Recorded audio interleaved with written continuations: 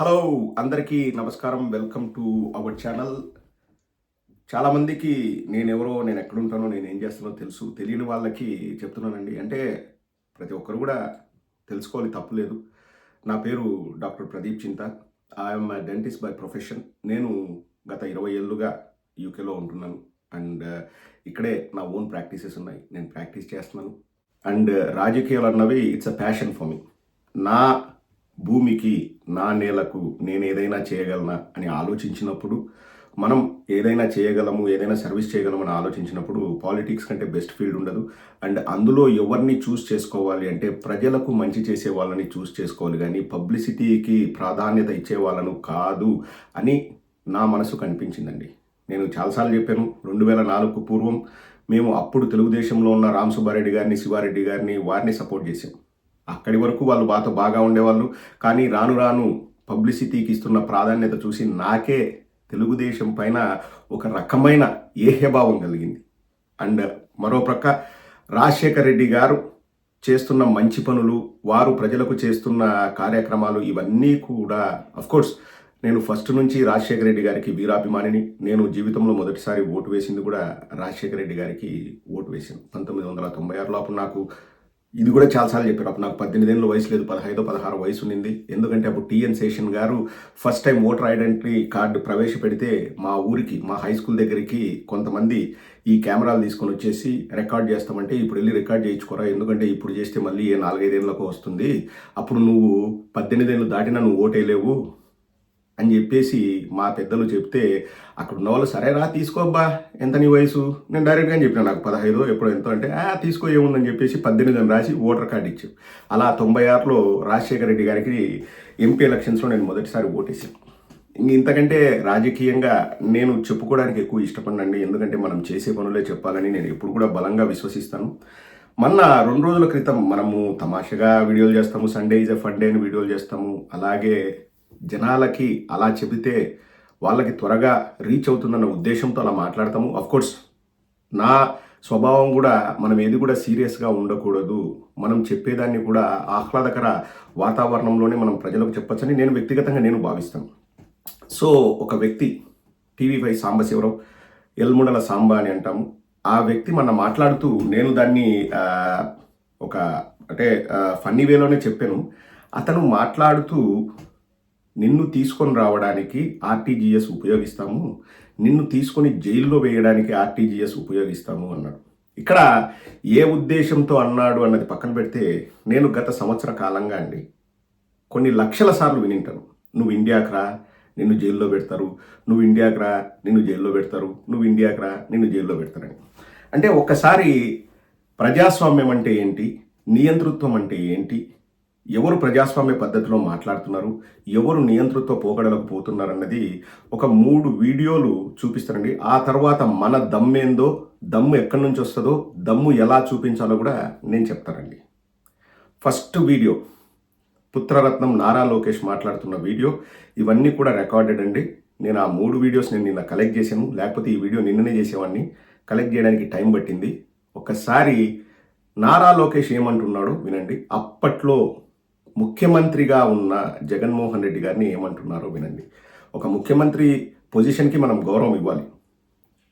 నారా లోకేష్ ప్రజాస్వామ్య పద్ధతిలో మాట్లాడుతున్నాడా లేదా ఒక్కసారి మీరు వినండి. తండ్రిని అరెస్ట్ చేస్తుంటే రెస్ట్ తీసుకోమంటావా? రెస్ట్ తీసుకోమంటావా? What are you talking? చెప్తా ఎందుకు డీటెయిల్ చేస్తాను, వెళ్ళిపోతే ఎందుకు డీటెయిల్? ఎవరు ఆర్డర్ ఇచ్చాడు? Name that fellow. Who said? Psycho Jagan చెప్పాడా? సైకో జగన్ చెప్పాడా? లండన్ నుంచి ముందర దిగేదాకా వెళ్ళాలి.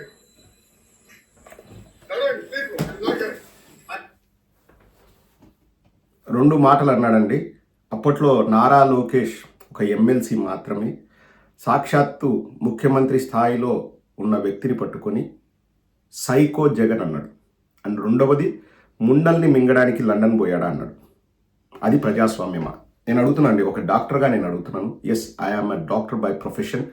ఒక డాక్టర్గా నేను అడుగుతున్నాను, ముండల్ని మింగడానికి లండన్ వెళ్ళాడా అని ఒక వ్యక్తి మాట్లాడుతుంటే అది ప్రజాస్వామ్యమా? అది ప్రజాస్వామ్యమా? సైకో అని చెప్పేసి ఒక ముఖ్యమంత్రిని పట్టుకొని తూలనాడుతుంటే అది ప్రజాస్వామ్యమా? నా రెండవ ప్రశ్న ఈ వీడియోకి సంబంధించి, నేను ఏ రోజైనా చంద్రబాబు నాయుడు గారిని సైకో అన్నానా? లేకపోతే ఇప్పుడు లండన్లోనే పర్యటిస్తున్నాడు, చంద్రబాబు నాయుడు ముండల్ని మింగడానికి లండన్ పోయాడా అని నేను ఇతనిలాగా చీప్గా నేను మాట్లాడానా? ఏ రోజైనా నా 5 ఏళ్ళ నా ఈ ప్రస్థానంలో నేను మాట్లాడానా? ఒక ముఖ్యమంత్రిని పట్టుకొని సైకో అనడం కరెక్టా? ఆ రోజు అతను అరెస్ట్ అయ్యాడా? మరి ఈరోజు ఎందుకు సాంబా కానీ ఇంకొకరు కానీ నువ్వు ఇండియాకు వస్తే నువ్వు అరెస్ట్ అవుతావు, నిన్ను అరెస్ట్ చేస్తాము, అది నియంతృత్వం కాదా అండి? ఎర్రబుక్కు రాజ్యాంగం కాదా?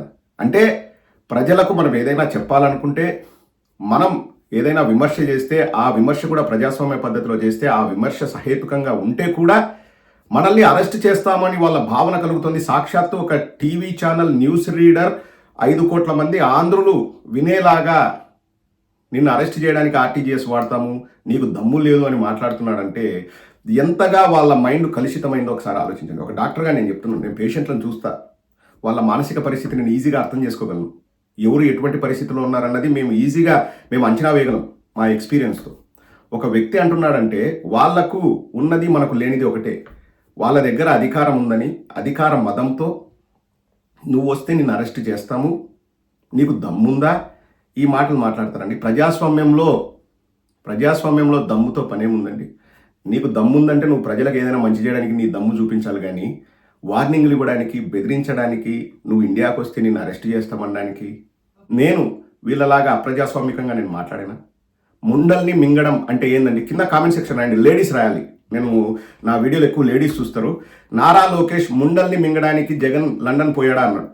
ఆ మాటలు అనవసరం, ప్రజాస్వామ్యంలో ఆ మాటలకు చోటు లేదు, కానీ అన్నాడు. అతను అరెస్ట్ అయ్యాడా? అది ప్రజాస్వామ్యమా? ఇక రెండవ వీడియో, వాళ్ళ తండ్రి చంద్రబాబు నాయుడు గారు మాట్లాడిన మాటలు ఒకసారి వినండి. తల్లి మొగుడిచ్చాడా, మీ అమ్మమ్మ మొగుడిచ్చాడా, మీ నాన్నమ్మ మొగుడిచ్చాడా?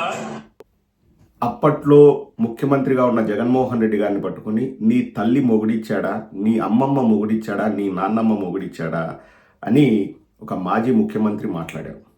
ఇది ప్రజాస్వామ్యమా? లేకపోతే అలా మాట్లాడడం ప్రజాస్వామ్యకమా? అతన్ని అరెస్ట్ చేశారా ఆ మాటలకు?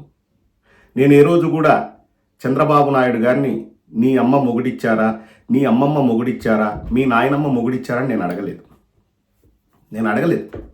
మా నాయకుడు జగన్మోహన్ రెడ్డి గారు కూడా ఏ రోజు అటువంటి దూషణలు చేయలేదు, అటువంటి పరుష పదజాలం వాడలేదు. ఎవరిది ప్రజాస్వామ్యం, ఎవరిది నియంతృత్వం? ఇప్పుడు నన్ను అరెస్ట్ చేయాలంటే నేను అలా మాట్లాడనందుకు నన్ను అరెస్ట్ చేస్తానా? ఇక్కడ అరెస్ట్ అన్నది చాలా చిన్న విషయం అండి, అరెస్ట్ టాపికే కాదు, కానీ వాళ్ళ దగ్గర నుంచి ఆ మాటలు వస్తున్నాయంటే వాళ్ళ మానసిక స్థితి ఎలా ఉంటుందో అర్థం చేసుకోండి. This is the main reason, ఒక డాక్టర్గా నేను చెప్తున్నానండి, this is the main reason. ఆంధ్రప్రదేశ్లో కందుకూరులో ఒక వ్యక్తిని కారుతో గుద్ది చంపినారంటే మాకు అధికారం ఉంది. ఇప్పుడు వాళ్ళకు ఉన్నది మనకు లేనిదేంటి? వాళ్ళకి అధికారం ఉంది కాబట్టి దమ్ము గురించి మాట్లాడతారు, ఇండియాకి రా అంటారు, అరెస్టుల గురించి మాట్లాడతారు. ఒక న్యూస్ రీడరే 5 కోట్ల మంది చూస్తుండగా మాట్లాడుతున్నాడంటే ఎటువంటి డిస్కషన్ జరుగుతుంటాయో ఒకసారి ఆలోచన చేయండి. గంజాయి కేసులు, సోషల్ మీడియాలో ఏదైనా మాట్లాడితే గంజాయి కేసులు, చీప్ లిక్కర్ కేసులు చేసేది వాళ్ళు, పెట్టేది వైఎస్ఆర్ కాంగ్రెస్ పార్టీ వాళ్ళపైన. కందుకూరు సంఘటన జరుగుతాయి. నేనేం కందుకూరు సంఘటన గురించి ఇంతకుముందు మాట్లాడలేదు, కందుకూరు ఎక్కడుందో నాకు తెలియదు, కానీ కందుకూరులో ఆ సంఘటన జరిగినప్పుడు ఇది జరిగిందని మాట్లాడితే మాత్రం మనం అప్రజాస్వామికంగా మాట్లాడినట్టంట మనం ఇండియాకు పోతే మనల్ని అరెస్ట్ చేస్తాం. చూడండి ఎటువంటి నియంతృత్వ పోకడలకు వీళ్ళు పోతున్నారు. నేను ఏ రోజైనా ఇలా మాట్లాడానా అండి? మిమ్మల్ని అడుగుతున్నాను, ఒక్క వీడియో చూపించమనండి. ఆ పచ్చ మీడియా వల్లనే నేను ఇలా మాట్లాడితే నేనే డైరెక్ట్ ఇండియా వచ్చేసి నేనే సంఖ్యలు వేసుకొని నేనే జైల్లో కూర్చుంటాను. వీళ్ళని అరెస్ట్ చేయకూడదా మరి? అంటే మళ్ళీ చెప్తున్నాను చూడండి, వాళ్ళకి ఆ భావన ఎక్కడి నుంచి వస్తుందంటే ఎర్రబుక్కు రాజ్యాంగము, మాకు అధికారం ఉంది కదా, మేము ఏదైనా చేస్తామనే ఒక భావన నుంచి వస్తున్న మాటలు అవి. ఇక్కడ ఆ భావాన్ని అర్థం చేసుకోండి. 10 మందికి దయచేసి షేర్ చేయండి. ఇక 3వ వీడియో చూపిస్తాను.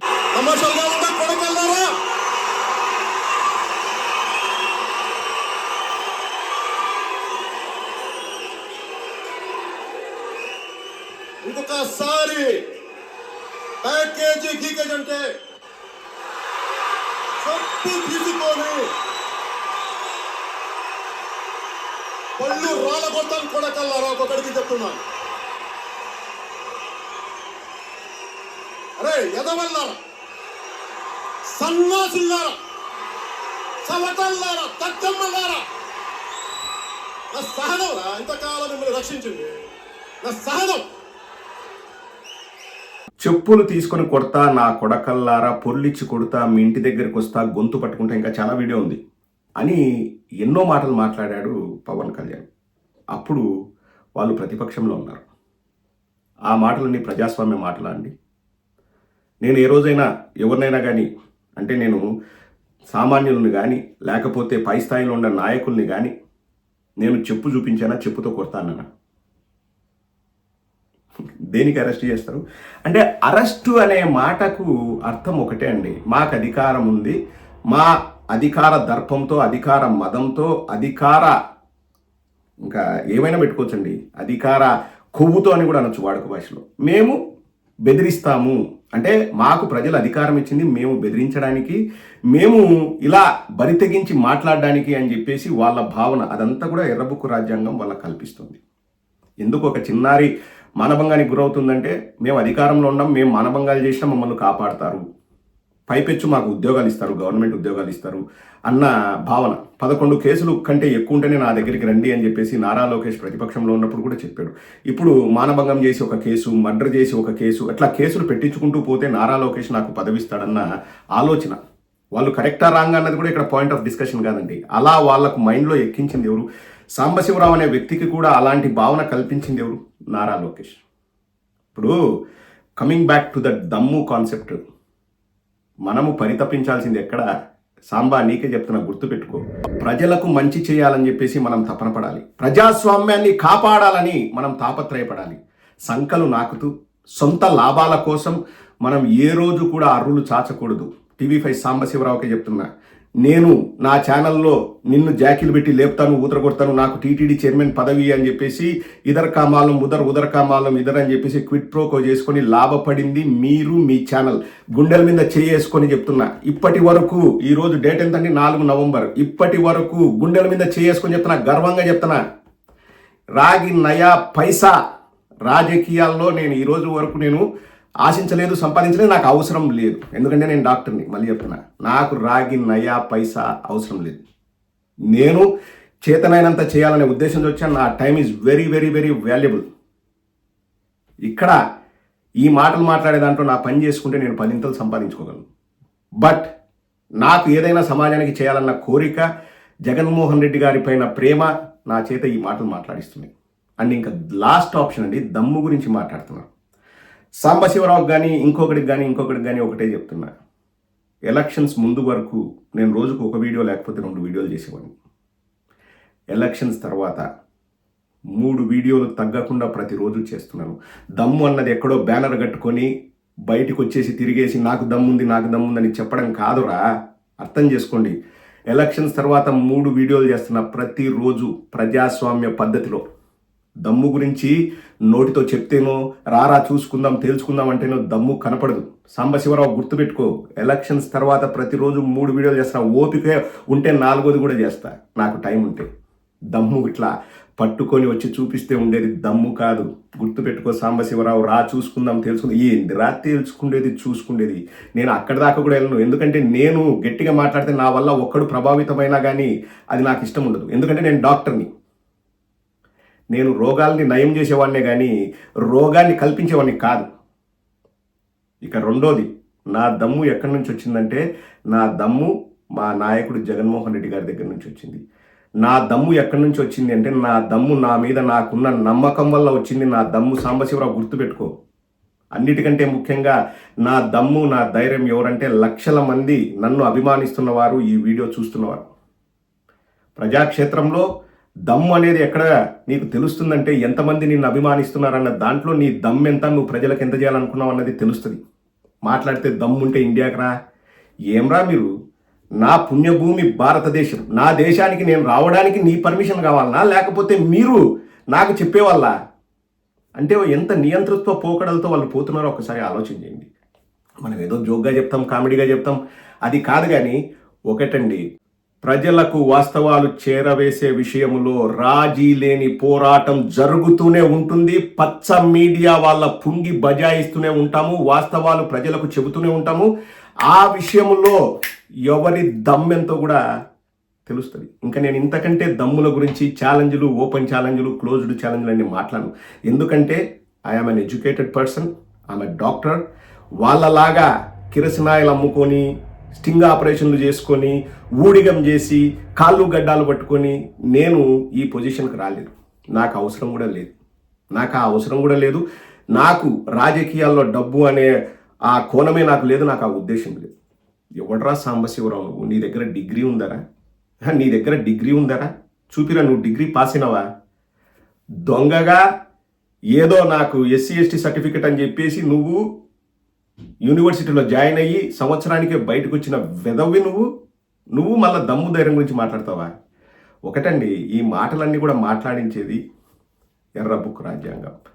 అసలు నారా లోకేష్ ఇంకా మంత్రిగా ఎలా కొనసాగుతున్నాడో నాకు ఆశ్చర్యం వేస్తుందండి.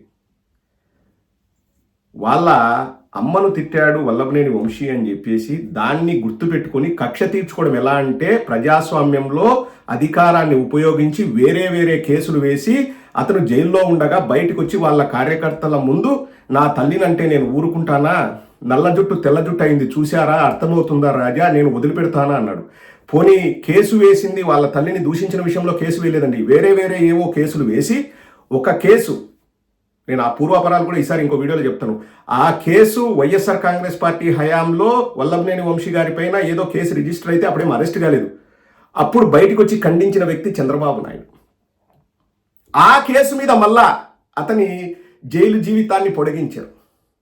ఆ విషయంపై నారా లోకేష్ బయటకు వచ్చేసి అర్థమవుతుందా రాజా, నల్ల జుట్టు తెల్ల జుట్టు చేశాను నేను, నా తల్లిని దూషిస్తే ఊరుకుంటానా అంటే, ప్రజాస్వామ్యంలో అధికారాన్ని ఉపయోగించి ఒక వ్యక్తిగత దూషణ చేస్తే దానికోసం ప్రజలు ఇచ్చిన అధికారాన్ని వాడుకుంటారు. అతను ఇంకా ఎట్లా మంత్రిగా కొనసాగుతున్నాడో నాకైతే ఆశ్చర్యం వేస్తుందండి. ఒక డాక్టర్గా నేను చెప్తున్నాను, ఒక చదువుకున్న వ్యక్తిగా, ఒక ఎడ్యుకేటెడ్ పర్సన్గా నేను ఆంధ్ర రాష్ట్ర ప్రజల్ని ఆలోచించమని అడుగుతున్నాను.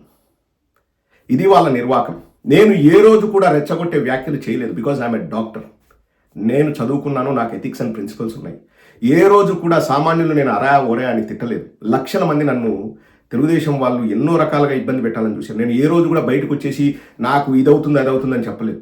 అలాగే ఇది కూడా గుర్తుపెట్టుకుని తెలుగుదేశం వాళ్ళకే చెప్తున్నాను, లక్షల మంది నాకు అభిమానులు ఉన్నారు.